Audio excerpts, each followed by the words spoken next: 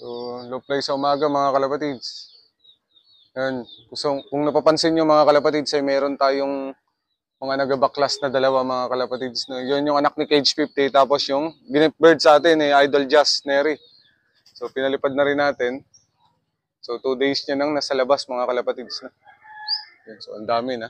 Tapos dito mga kalapatids, meron tayo dito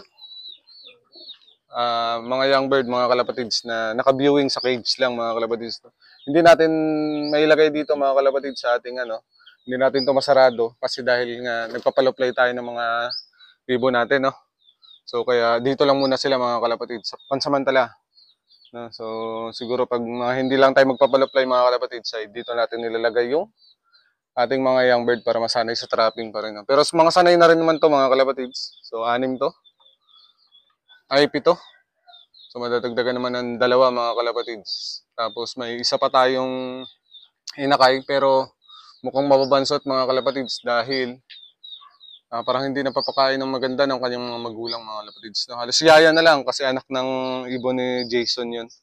Pinayaya lang natin ni Salay na pisa mga kalapatids. Yun. So hanggang dito na lang mga kalapatids. Bye.